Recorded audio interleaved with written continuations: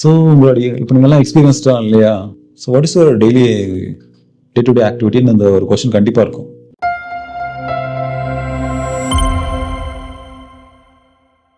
ஏன்னா உங்களோட டே டு டே ஆக்டிவிட்டியும் என்னோட கம்பெனியில் இருக்கிற ரோல்ஸ் அண்ட் ரெஸ்பான்சிபிலிட்டிஸும் மேட்ச் ஆகுதான்னு நான் கண்டிப்பாக பார்க்கணும் இல்லையா? நீ ஏதோ ஒன்று பண்ணிட்டு வந்து இப்போ ஒரு எஸ்ஏ எக்ஸிக்யூட்டிவ்ஸை நாங்கள் ஹயர் பண்ணுறோம் அப்படின்னா அவன் வெறும் பேக்லிங் மொத்தம் பண்ணிட்டு இருந்தானா அப்படின்னா என் கம்பெனிக்கு சூட் ஆக மாட்டான். ஓகேவா? The person I am looking for you should open the source code and work for on page. ஓகேவா? ஆஃப் பேஜ் பண்ணுறவனுக்கு எதுக்கு? ஓகே, ஸோ இது கொஞ்சம் டீட்டெயிலாக பார்ப்போமே. 6 பாயிண்ட் கொடுத்துருக்கேன். ஓகேவா? இது சோஷியல் மீடியா டீமுக்கானது. ஓகேவா? இது அப்படியே மனப்பாடம் பண்ணிக்காங்க. நீங்களும் வந்து மற்ற மாதிரி தான் ஒப்பிக்கணும். அதை போயிட்டு கண்டென்ட் ஷெட்யூலிங் இதுதான் உங்களுடைய ப்ரைமரி வேலையே. ஓகேவா? நீங்கள் எந்த சேனலில் லைக் நீங்கள் ஒரே ஒரு பிஸ்னஸ் ஹேண்டில் பண்ண போதில்லை. இப்போ இப்படி handle minimum 5 social medias, right? Like 5 business ஆச்சு நீங்கள் ஹேண்டில் பண்ணுவீங்க. 5க்கும் குறைஞ்சது நீங்கள் 5 சோஷியல் மீடியா அப்படின்னாலும் like almost 25 pages you're handling, right? So அதை உட்காந்து மேனுவலாக அப்லோட் பண்ணிட்டு இருக்க முடியாது இல்லையா? ஸோ அதுக்கு நீங்கள் கண்டிப்பாக 2 டூல் யூஸ் பண்ணுவீங்க. ஒன்று பஃபர் யூஸ் பண்ணுவீங்க, இல்லை வேறு ஏதாச்சும் ஒன்று யூஸ் பண்ணுவீங்க, இல்லைனா பிஸ்னஸ் சூட் யூஸ் பண்ணுவீங்க. ஓகேவா? So buffer it is preferable. ஏன்னா எல்லாரும் அதை தான் யூஸ் பண்ணுறாங்க. நீங்கள் பிஸ்னஸ் சூட் யூஸ் பண்ணலாம் அப்படின்னாலும் ஓகேவா? இல்லைனா அடாபிள் எக்ஸ்பிரஸ் ஏதாவது சூஸ் பண்ணிக்கலாம். இன்னும் நிறைய டூல் இருக்குது, கோட் ஷூட் இருக்குது. இதே மாதிரி நீங்கள் எதாவது யூஸ் பண்ணிக்கலாம். It is up to you. ஓகேவா?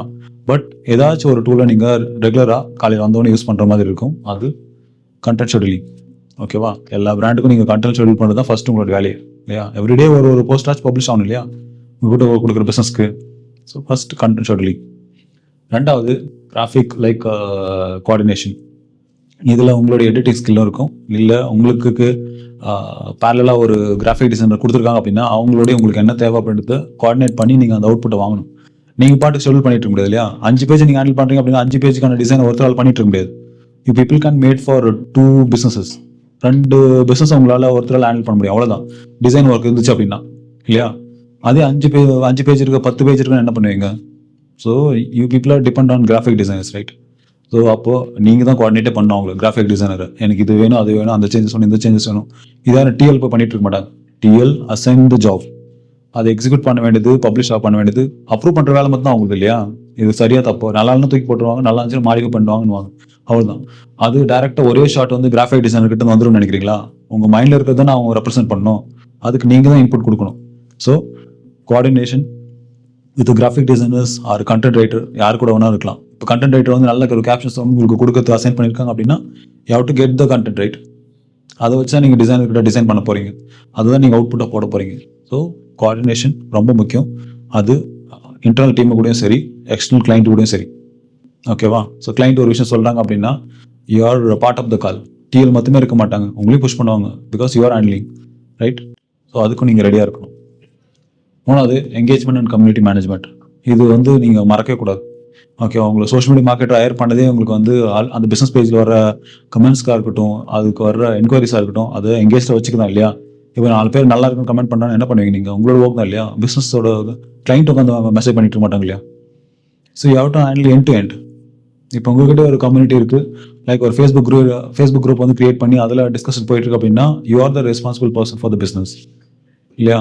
ஸோ அங்கே நீங்கள் உங்களை பற்றி பேச வேண்டியிருக்கும். இல்லை பிஸ்னஸ் பேஜில் ஏதாச்சும் ஒரு கமெண்ட்ஸ் வருது, மெசேஜ் வருது, இல்லை நிறைய பேர் கொஸ்டின் கேட்குறாங்க அப்படின்னா அந்த கொஸ்டின்ஸ்க்கான ஆன்சர்ஸை நீங்கள் கொடுக்கணும் இல்லையா? ஒரு லீட் ஜென்ரேஷனுக்காக லைக் ஒரு போஸ்ட் போட்டிருக்கீங்க அப்படின்னா அது கண்டிப்பாக என்கொயரி வரும் இல்லையா? சர்வீசஸ் என்ன, எங்கே இருக்குது, எவ்வளோ ப்ரைஸ், இது எல்லாமே கேட்பாங்க. That's you are responsible to answer those things. ஓகேவா? So community engagement it is like உங்கள் ரைட் ஹேண்ட் மாதிரி உங்களுக்கு. ஓகே, அடுத்து ட்ரெண்ட் ரிசர்ச். ஹேஷ்டாக் இருக்குது. இப்போலாம் ஹேஷ்டாக் போயிடுச்சுன்னு சொல்கிறாங்க, but still hashtag is there. அது ரேங்கிங் ஃபேக்டராக இல்லைன்னா அப்படின்னாலும் சர்ச்சிங் ஃபேக்டராக இருக்குது. ஓகேவா? நீங்கள் ஹேஷ்டாக்கை போட்டு ஒரு விஷயம் தேடலாம் இல்லையா? Still showing results, right? எப்போ உங்களுக்கு ரிசல்ட்ஸ் ஷோ ஆகலையோ அப்போ தான் ஹேஷ்டாக் இஸ் டெட். ஓகேவா? எல்லாருமே ஒரு மாதிரி அதை வேறு மாதிரி போர்ட்ரேட் பண்ணிட்டாங்க. இப்போ ஹேஷ்டாக் இஸ் டெட்னு எல்லாம் சும்மா பேசி. ஓகேவா? If still functioning in one application or one platform, how it is dead. So என்ன சொல்ல வந்தோம் அப்படின்னா ஹேஷ்டாக் இஸ் நாட் டெட். எல்லாரும் சொல்கிற மாதிரி நீங்கள் வந்து ஹெச்ஆர்கிட்டையும் ஹேஷ்டாக் வந்து டெட் ஆகிடுச்சு அதெல்லாம் நல்லா யூஸ் பண்ண மாட்டோம்ல சொல்லாங்க. Hashtag also ranking factor for organic. ஓகேவா? ஸோ நான் ஒரு விஷயம் வேணும், எனக்கு வெப்சைட் டெவலப்மெண்ட் கம்பெனி வேணும் அப்படின்னா அவன் கண்டிப்பாக ஹேஷ்டாக் போட்டிருப்பான். ஓகேவா? அது ரேங்கிங் ஃபேக்டராக இல்லை, லைக் இன்ஸ்டாகிராம் அது கன்சிடர் பண்ணல அப்படின்னாலும் it work. If someone manually search your content should appear in the top, right? அது கண்டிப்பாக ஹேஷ்டேக் போட்டு தான் ஆகணும். போடலன்னா எப்படி வரும்? அங்கே வந்த ரிசல்ட்ஸ் எல்லாமே ஹேஷ்டேக் போட்டதால தான் வந்திருக்கு. ஸோ ஹேஷ்டேக் ரிசர்ச் பண்ணுறதா இருக்கட்டும், லைக் கரண்ட்டாக ட்ரெண்டில் என்ன போயிட்டு இருக்கு ஒரு பிஸ்னஸ்க்கு, அதையும் நீங்கள் கண்டுபிடிக்கணும். ஓகேவா? நாலாவது காம்படிட்டிவ் ட்ராக்கிங். ஸோ இதில் நீங்கள் வந்து ஒரு 5 பிஸ்னஸ் நான் முன்னாடி சொன்ன மாதிரி தரோம் அப்படின்னா, அந்த 5 பிஸ்னஸ்க்கான காம்படிட்டர் நீங்கள் பார்க்கணும் இல்லையா? ஒரு பிஸ்னஸ்க்கு ஒரு 5 காம்படிட்டராச்சும் நீங்கள் ரிசர்ச் பண்ணணும் இல்லையா? இப்போ 5 பேருக்கு 5 எவ்வளோ? நீங்கள் ஆல்மோஸ்ட் 25 பேஜ் நீங்கள் தினமும் மானிட்டர் பண்ணணும்.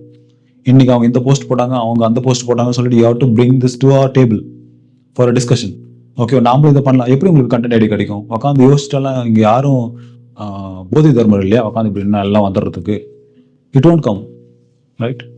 ஸோ உங்களுக்கு எப்போ ஒரு ஐடியா காம்படிட்டிவ் ரிசர்ச் பண்ணும்போது தான் வரும். ஒரு 25 பேஜ் நீங்கள் காலையில் வந்தவொடனே ரிசர்ச் பண்ணணும். ஓகேவா? நீங்கள் போட்ட மாதிரி தான் அவங்களுக்கு போட்டு வச்சிருப்பாங்க தான் நம்ம கண்டென்ட். இது உங்களோட ஜாப் தான் இல்லையா, டே டு டே. ஓகேவா? நான் இஸ்பம் பார்த்தப்பா, இஸ்பம் மாதிரி ஒரு 5 பிஸ்னஸ் நான் பார்த்து வச்சிருக்கேன். அவங்க எந்தெந்த மாதிரிலாம் போஸ்ட் போட்டிருக்காங்க. இவங்களோட பெட்டராக பண்ணலான்ற ஐடியா எப்போ உங்களுக்கு கிடைக்கும்? கரெக்டாக உங்களுக்கு ஒரு ஸ்கேல் இருந்தால் தான் அதோட பெட்டராக பண்ண முடியும். என்னமே தெரியாமல் எப்படி பெட்டராக பண்ண முடியும் இல்லையா? 4 பேரோட கம்பேர் பண்ண தான் பெஸ்ட்டாக ஒன்று கண்டுபிடிக்க முடியும். ஒருத்தனை பார்த்து நிறுத்திட்டு இவன் தான் பெஸ்ட்னு சொன்னால் நீங்கள் நம்புவீங்களா? ஸோ 25 பேஜாச்சு நீங்கள் 5 பேஜ் ஹேண்டில் பண்ணுறீங்க அப்படின்னா நீங்கள் பார்க்க வேண்டியிருக்கும். 5 பேஜ் நீங்கள் வந்து ரிசர்ச் பண்ணணும். 25 பேஜ் நீங்கள் ரிசர்ச் பண்ணணும் அப்படின்னா தினம் நீங்கள் எவ்வளோ நேரம் ஆகும் உங்களுக்கு? 1 hour. 1 hour போயிடுச்சு இல்லையா? மற்ற விஷயம்லாம் இருக்குல்ல. இன்னும் competitive research is must make a content calendar for your business. பண்ணாமல் உங்களால் என்னமே பண்ண முடியாது. ஒவ்வொரு டைம் நீங்கள் கண்டென்ட் எல்லாம் ஆயிடுவீங்க.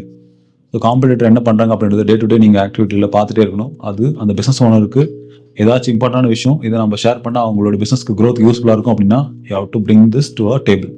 அங்கே வீக்லி பர்ஃபார்மன்ஸ் நம்ம டிஸ்கஸ் பண்ணும்போது நீங்கள் டிஸ்கஸ் பண்ண வேண்டியிருக்கும். ஓகே, இந்த பர்டிகுலர் பிராண்ட் வந்து இதை பண்ணியிருக்காங்க, அதனால் அவங்களுடைய ரீல்ஸ்க்கான வியூஸ் வந்து அதிகமாக போயிருக்கு, நிறைய பேர் கமெண்ட் பண்ணியிருக்காங்க, மேபி இதனால சேல்ஸும் அதிகமாக நடந்திருக்கும். இது நாமளும் நம்மளோட பிராண்ட் ட்ரை பண்ணலாம், இதோட பெட்டராக நம்ம ட்ரை பண்ணலான்ற ஒரு மார்க்கெட்டிங் ஸ்ட்ராட்டஜி வந்து நீங்கள் இங்கே பிளான் பண்ண வேண்டியிருக்கும். This is all your responsibilities தான். ஓகேவா? இங்கே பண்ணல அப்படின்றதுக்காகலாம் மற்ற கம்பெனி பண்ணாமல் இருக்க மாட்டாங்க. ப்ராஜெக்ட் நான் உங்களுக்கு அசைன் பண்ணியிருக்கேன் இல்லையா, சிம்பிளிஃபைட் லேர்னிங். இப்போ நீங்கள் தானே வந்தோடனே ஒரு 5 பேராச்சும் நீங்கள் ரிசர்ச் பண்ணல இல்லையா? ரிசர்ச் இதுதான். ஓகேவா? அடுத்து இவங்க பண்ணியிருக்காங்க, இதில் இவ்வளோ வியூஸ் கிடைச்சிருக்கு, இதனால இவ்வளோ பேர் கமெண்ட் பண்ணியிருக்காங்க அப்படின்னா it works, right? Already work ஆயிருக்கு அப்படின்னு நம்மளுக்கு ஒர்க் ஆகும் இல்லையா? இது அது நம்மளுக்கு மேட்ச் ஆயிருந்தது அப்படின்னா, இப்போ ஹாப்பினஸாக அசைன் பண்ணுறோம் அப்படின்னா it is the same, right? You people are should research minimum ஒரு 20 வெப்சைட்ஸ் ஆச்சு நீங்கள் பார்க்கணும். Website social medias, website development companies அவங்க என்ன பண்ணுறாங்கன்னு பார்க்கணும். ஸோ அதே நாமளும் பேட்டர்னைஸ் பண்ணணும். இங்கே ஆல்ரெடி அவங்க ஒன்று வந்து பழக்க வச்சிருக்காங்க யூஸரை, அதை அடாப்ட் பண்ணிட்டாங்க. இப்போ ஆல்ரெடி பழகி இருக்கணும்னு நம்ம மாற்ற தேவையில்லை. நம்மளும் அவங்கள பழகிறதவே நம்ம திரும்பி காட்டணும் அப்படின்னா அவங்க பழகிப்பாங்க. இப்போ எப்படி நம்ம யூஸ்வலாக வந்து ஏடிஎம்கேவுக்கும் டிஎம்கேவுக்கும் மாற்றி போட்டுட்ருக்கோம் இல்லையா? நம்ம பழகிட்டோம் இல்லையா? வேறு யாரும் வந்தாலும் போட மாட்டோம். அப்படி தான். ஓகேவா? மனசு ஆல்ரெடி ஃபிக்ஸ் ஆகிடுச்சு, ஆல்ரெடி நம்மளை பழக்கப்படுத்தி வச்சிருக்காங்க நம்மளுடைய காம்படிட்டர்ஸ், ஆல்ரெடி எஸ்டாப்ளிஷ் பிராண்டர்ஸ் எல்லாமே. அதுவே ஃபாலோ பண்ணாவே போதும். ஓகேவா? அது நீங்கள் சரி தப்பான மட்டும் தான் பார்க்கணும். உங்களோட பிராண்டுக்கு வந்து அது சூட்டபிள் ஆகுமான்னு பார்க்கணும். Last one, reporting and insights. So நீங்கள் பண்ணுற ஒர்க் வந்து கரெக்டான ட்ராக்ல தான் போயிட்டுருக்கா, நீங்கள் ட்ராக் பண்ணணும் இல்லையா? நீங்கள் பண்ணுற கரெக்டான ரூட்டில் போயிட்டுருக்கு எப்போ தெரியும் உங்களுக்கு? நீங்கள் பாட்டு பண்ணிட்டே இருக்க முடியாது இல்லையா?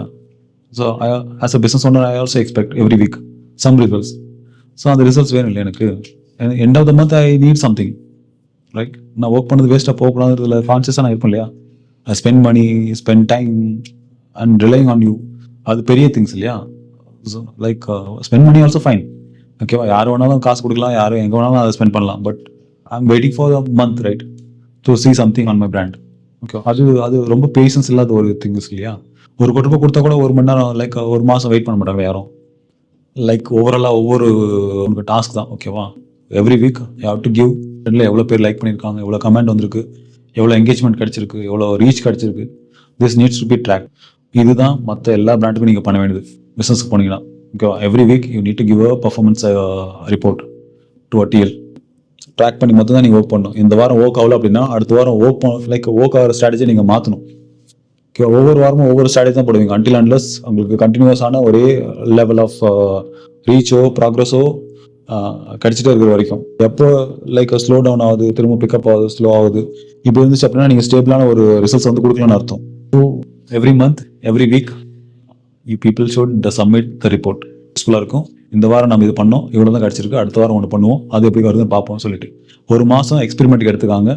அடுத்த மாதம் நீங்கள் எக்ஸ்பெரிமெண்ட் பண்ணதில் எது பெஸ்ட்டோ அந்த வருஷம் நீங்கள் எக்ஸ்பெரிமெண்ட் பண்ணிட்டு போகணும் திருப்பி. ஓகேவா? அன்டில் அன்லெஸ் நீங்கள் சக்ஸஸ் பேட்டர்னை கண்டுபிடிக்காத வரைக்கும்.